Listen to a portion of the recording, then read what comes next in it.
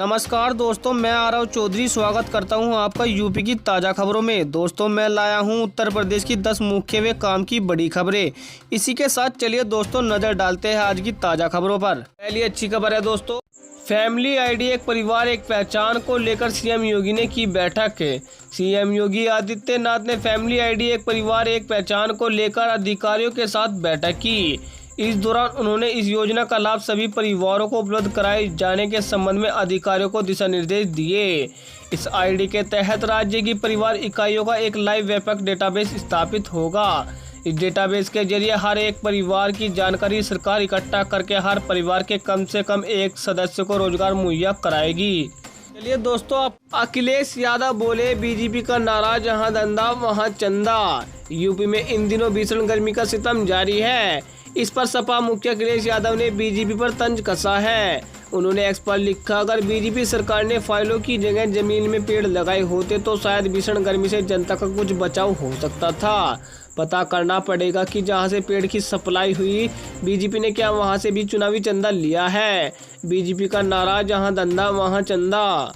ये खबर है दोस्तों, बीजेपी के पूर्व एमएलए को 7 साल की सजा। रामपुर एमपी एमएलए कोर्ट ने मारपीट के मामले में बीजेपी के पूर्व विधायक काशीराम दिवाकर समेत 6 लोगों को 7 साल की सजा सुनाई है। कोर्ट के फैसले के बाद सभी को जेल भेज दिया गया है। दोषियों में एक महिला भी शामिल है। शाहाबाद के कारीमागंज राणा चीनी मिल में करीब 13 साल पहले तोड़फोड़ और मारपीट मामले में पूर्व एमएलए समेत 18 नामजद व करीब 200 अज्ञात पर केस दर्ज किया गया था। इस मामले में 21 लोगों को पहले ही बरी कर दिया गया। चलिए दोस्तों, योगी सरकार ने जारी की नई मीडिया गाइडलाइन। योगी सरकार ने कर्मचारियों के लिए नई मीडिया गाइडलाइन जारी की है, जिसके मुताबिक कर्मचारी बिना सरकार की अनुमति किसी भी समाचार पत्र या अन्य नियतकालीन प्रसारण का पूर्णात या अंशतः स्वामी नहीं बनेगा और न ही उसका संचालन करेगा। कर्मचारी रेडियो प्रसारण में भी भाग नहीं लेगा और न ही सोशल मीडिया समाचार पत्र या पत्रिकाओं के लिए कोई लेख लिखेगा।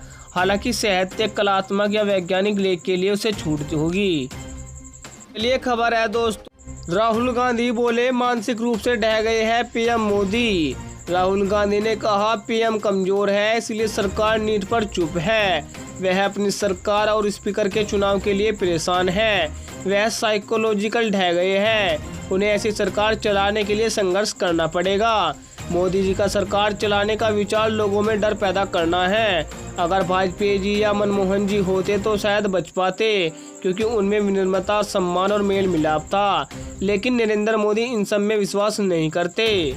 अच्छा दोस्तों, खबरों में आगे बढ़ने से पहले आपसे एक छोटी सी गुजारिश है। दोस्तों, अगर आप उत्तर प्रदेश के रहने वाले हैं तो यूपी न्यूज को सब्सक्राइब करके बेल आइकन दबाएं, क्योंकि आपको अपने उत्तर प्रदेश की ताज़ा व बड़ी खबरें व मुख्य समाचार हमारे चैनल यूपी न्यूज पर रोजाना देखने को मिलते रहेंगे। और साथ ही दोस्तों, इस वीडियो पर एक लाइक और एक प्यारी सी कमेंट में हमें यह जरूर बताएं आप वीडियो कौन से जिले से देख रहे हैं। चलिए दोस्तों, आपका टाइम वेस्ट न करते हुए सीधा बढ़ते हैं खबरों में। और आज की अगली बड़ी खबर है दोस्तों,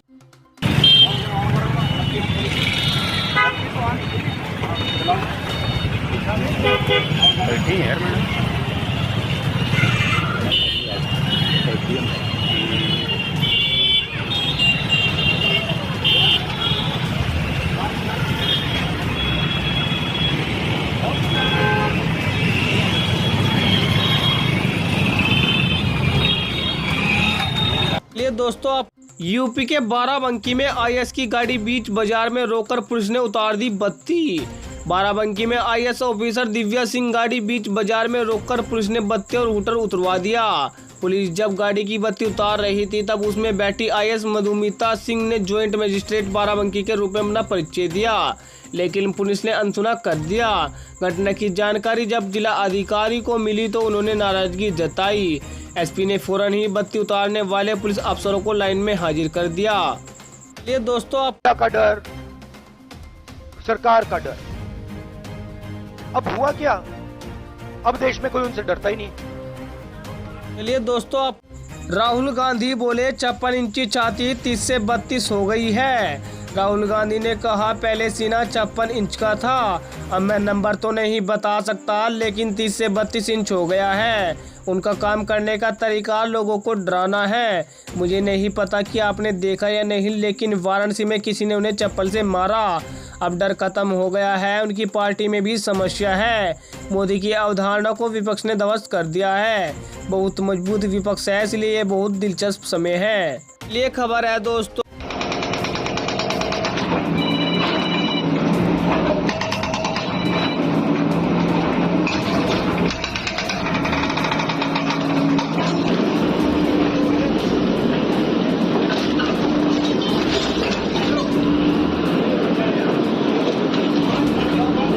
चलिए दोस्तों, आप यूपी के प्रयागराज में अशरफ की पत्नी जैनाब के घर चला बुलडोजर।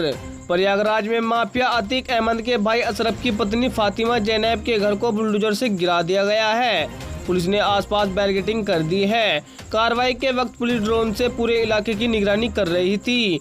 इस जमीन की कीमत करीब 50 करोड़ रुपए है। बता दें कि 26 फरवरी 2023 को प्रयागराज में वकील उमेश पाल की गोली मारकर हत्या कर दी गई थी।